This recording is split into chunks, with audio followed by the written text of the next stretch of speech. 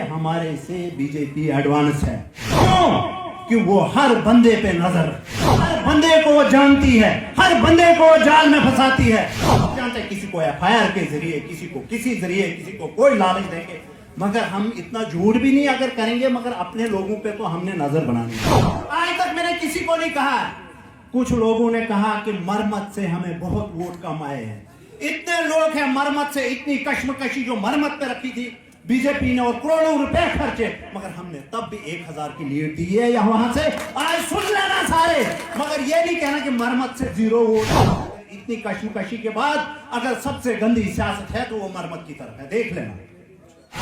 President Tariq Hamid करा साहब, बाकी हमारे वर्किंग प्रेसिडेंट जो दोनों साहब बैठे हैं, डिप्टी सीएम भी रहे हैं, बाकी हमारे मंत्री भी रहे हैं, हमारे लाल सिंह जी, हमारे जितनी यहाँ एमएलसी हैं, जितने हमारे कंटेस्टेड कैंडिडेट थे, जितने हमारे यहाँ ओहदेदारान लोग हैं, चाहे डीडीसी हैं, बीडीसी हैं, ब्लॉक प्रेसिडेंट है, हमारे वर्कर जितने हैं, मेरी तरफ से सबको अस्सलाम वालेकुम, आदाब। देखो, आज हमने वो तकरीर नहीं करनी है कि जो हमने कोई इलेक्शनों में करते हैं। हमने आज मुद्दे की बात करनी है।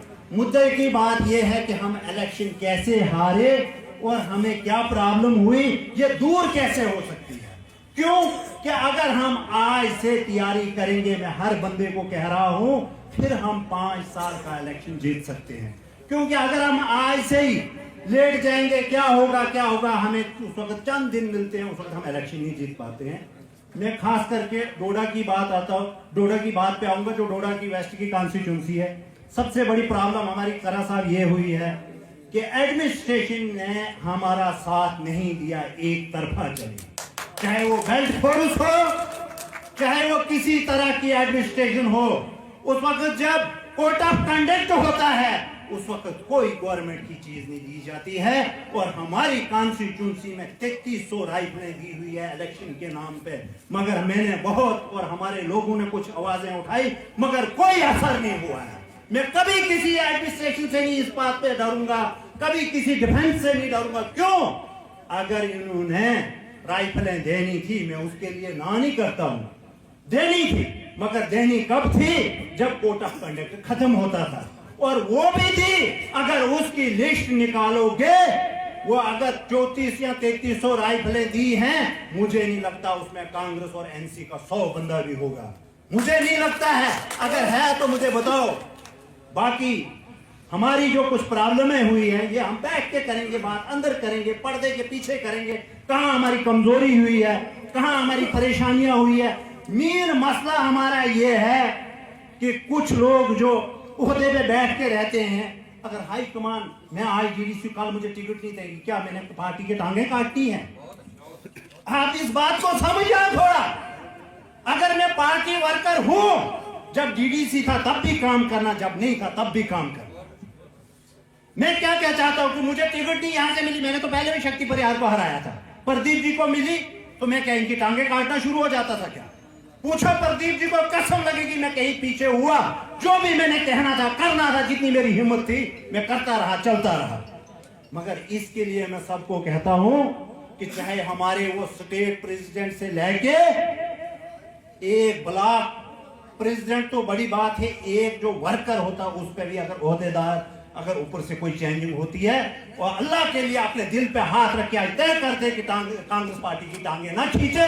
जैसे उससे ओहदा चला जाता है, वो बोलता आज मेरे से आप, मैं दूसरी पार्टी, अब इनको खींचो, इनको गिराओ। मैं उसलिए खुदा रहा एक गुजारिश करता हूं कि ऐसा ना कीजिए, आज से लड़ाई लड़िए। एक चीज मैं आज कैमरे के सामने नहीं कहना चाहता था, मगर बात जब आती है, इससे हमारे से बीजेपी एडवांस है। क्यों? कि वो हर बंदे पे नजर रखती है, हर बंदे को वो जानती है, हर बंदे को वो जाल में फंसाती है। वो तो सब लोग जानते हैं, किसी को एफआईआर के जरिए, किसी को किसी जरिए, किसी को कोई लालच देंगे, मगर हम इतना झूठ भी नहीं अगर करेंगे, मगर अपने लोगों पे तो हमने नजर बनानी चाहिए। मेरी स्टेट प्रेसिडेंट से, बाकी जितने भी ओहदेदारान हैं यहाँ, उनसे एक ही गुजारिश रहेगी कि इन कमेटियों को मजबूत कीजिए। अगर ऊपर से लेके नीचे 0 तक जब ये हमारी कमेटियां मजबूत हो जाएंगी, बूथ लेवल पे हमारी कमेटियां मजबूत हो जाएगी, अपने आप बंदे से बंदा जुड़ेगा।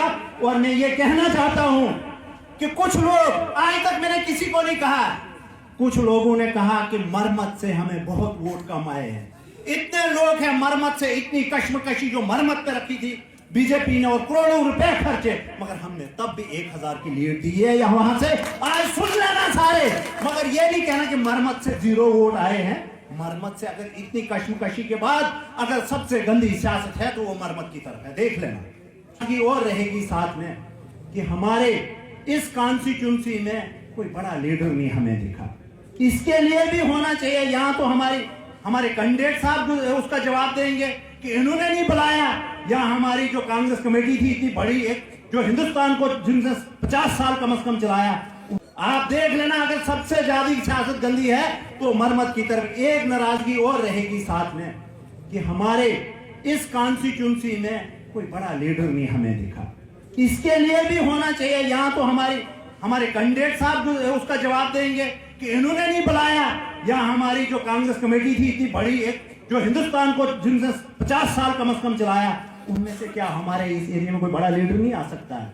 क्या अगर हिंदुस्तान का प्रधानमंत्री यहां उतरा, हमारा कोई लीडर नहीं आ सकता? जरूर ज्यादा नहीं बोलता, अगर उस लीडर के आने से अगर हमें 1500 वोट भी या 1600 वोट मिला होता था, हम जीत जाते थे।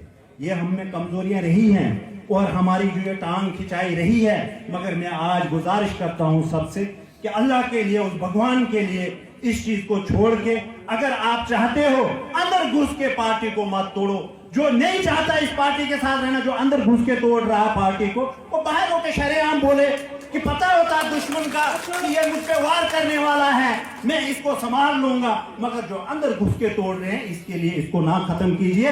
ये कई लोगों की कुर्बानियां लगी है, यहाँ लोगों की कुर्बानियां लगी है, लोगों ने जान दी अपनी। जैसे हम ईद पे कुर्बानी देते ना, ऐसे लोगों ने कुर्बानियां दी, तब ये पार्टियां खड़ी रही है। और इसको तोड़ने का काम मत करो। आज जितने भी हमारे यहाँ वर्कर है, मुझे नहीं लगता किसी को किसी ने गाड़ी दी है, किसी ने खुद अपने आप आए। क्या किसी को कोई गाड़ी मिली है? किसी को कोई बुलाया है? खुद जब आपने मैसेज डाला तब ये इतने वर्कर आए हैं। किस लिए? कि हमारी ब्लॉक लेवल पे, हमारे बूथ लेवल पे, हमारी डिस्ट्रिक्ट लेवल पे, हमारे हर एक पंचायत लेवल पे हमारी कमेटियां मजबूत हो जाएं। हमारी जिम्मेवारी है। हम छोटे आदमी हैं, आप बड़े लोग हैं, हमारी छोटी बोलते हैं छोटा मुंह बड़ी बात, मगर मैं गुजारिश करता हूं हमारे जो स्टेट प्रेसिडेंट हैं और बाकी जो उनके साथी हैं कि आज ये कमेटी मजबूत करके और इसका कुछ ना कुछ खुलासा करके जाएं कि कैसे ये मजबूत हो जाए। शुक्रिया, आदाब, अस्सलाम वालेकुम। बोलना तो बड़ा कुछ था, मगर टाइम नहीं है, सबको टाइम है। आज मैं मकसद बात करूं। शुक्रिया।